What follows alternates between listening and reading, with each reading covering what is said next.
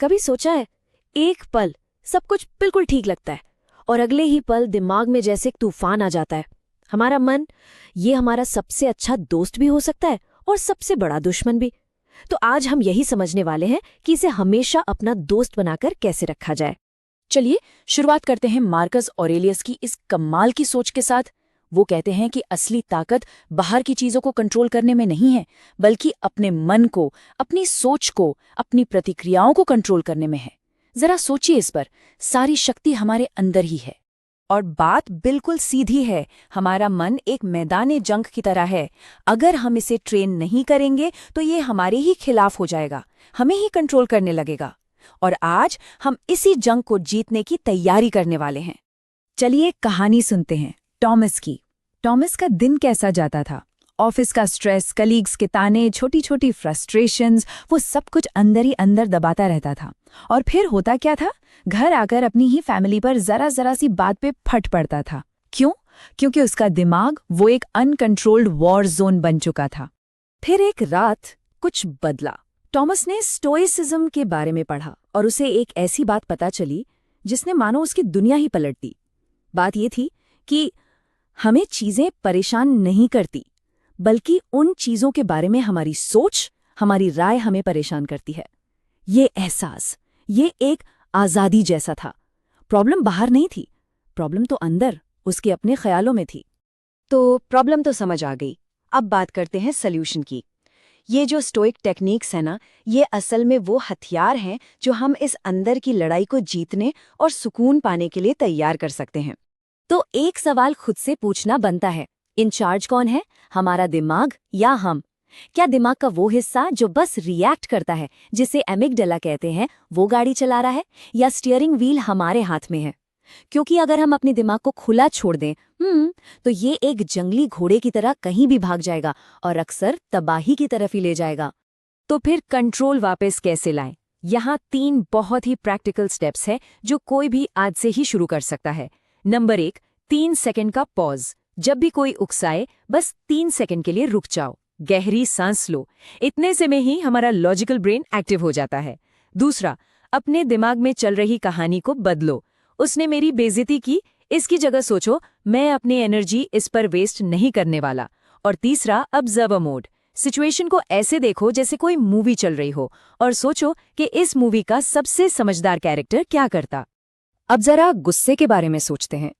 कल्पना कीजिए, आप गाड़ी चला रहे हैं और अचानक स्टीयरिंग व्हील अपने आप घूमने लगे। डरावना है ना? गुस्सा बिल्कुल यही करता है, एक झटके में कंट्रोल छीन लेता है और आपको कहीं का कहीं ले जाता है जहां आप कभी जाना नहीं चाहते थे। और इसका एक बहुत बड़ा हाल का उदाहरण है ऑस्कर्स में विल स्मिथ। सोचिए, उनकी जिंदगी की सबसे बड़ी रात होने वाली थी वो, लेकिन गुस्से के सिर्फ एक पल ने, एक सेकंड के अनकंट्रोल्ड गुस्से ने सालों की मेहनत, इज्जत, सब कुछ एक झटके में मिट्टी में मिला दिया। स्टोइक फिलोसोफर सेनेका ने ये बात सदियों पहले कह दी थी कि जो गुस्सा करता है ना, उसे ज्यादा तकलीफ होती है उस इंसान से जिसने गुस्सा दिलाया है। और ये सच भी है, जिसने कुछ कहा वो तो शायद भूल भी गया, लेकिन हम उस गुस्से का बोझ घंटों, दिनों, हफ्तों तक ढोते रहते हैं। नुकसान किसका हुआ? हमारा ही। और अब एक ऐसी साइंटिफिक बात जो शायद गुस्से को देखने का नजरिया ही बदल दे। पता है क्या? गुस्से जैसी किसी भी भावना की बायोलॉजिकल लाइफ सिर्फ 90 सेकेंड्स होती है। हाँ, बिल्कुल सही सुना, सिर्फ 1.5 मिनट। तो फिर असली प्रॉब्लम क्या है? गुस्सा नहीं, बल्कि उसे पालना पोसना। हम उस 90 सेकंड की चिंगारी को पकड़ लेते हैं और अपने दिमाग में उस कहानी को बार बार चलाकर उसे एक बड़ी आग बना देते हैं। हम ही उसमें पेट्रोल डालते रहते हैं। अब बात करते हैं एक ऐसे हथियार की जिसे लोग अक्सर कमजोरी समझते हैं, लेकिन शायद ये सबसे ताकतवर है, और वो है खामोशी। उस वॉरियर के बारे में सोचो जो जंग के शोर शराबे में भी एकदम शांत खड़ा है। वो कमजोर नहीं है, असल में सबसे ज्यादा कंट्रोल उसी के पास है। देखिए, 2 तरह के रिस्पॉन्स हो सकते हैं। एक होता है रिएक्टिव, चिल्लाना, गुस्सा करना, बात को बढ़ाना। इसमें होता क्या है, हम अपना कंट्रोल और अपनी इज्जत दोनों खो देते हैं। और दूसरा है स्टोइक, रुकना, देखना, समझना। जो ऐसा करता है वो अपनी शांति से, अपनी खामोशी से पूरी सिचुएशन पर कंट्रोल कर लेता है।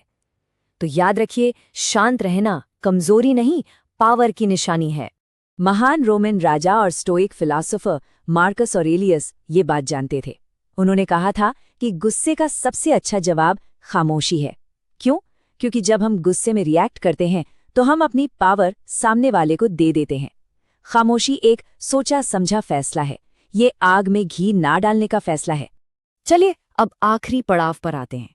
ये वो जगह है जहां हम इन सब चीजों को जोड़कर अपने अंदर की दुनिया के मालिक बनते हैं और असली आजादी पाते हैं। एक बहुत ही मजेदार और काम की मॉडर्न टेक्निक है। नाम है इमोशनल एयरप्लेन मोड। जैसे हम फोन को एयरप्लेन मोड पर डाल देते हैं ना, ताकि कोई डिस्टर्बेंस ना हो, बिल्कुल वैसे ही जब कोई चीज परेशान करे तो अपने दिमाग को इमोशनल एयरप्लेन मोड पर डाल दो। इससे रिएक्ट करने से पहले सोचने का एक कीमती वक्त मिल जाता है। ये सोचने का कि क्या ये सिचुएशन वाकई हमारी एनर्जी के लायक है भी या नहीं। और ये सिर्फ कोई फिलॉसफी नहीं है, इसके पीछे साइंस भी है।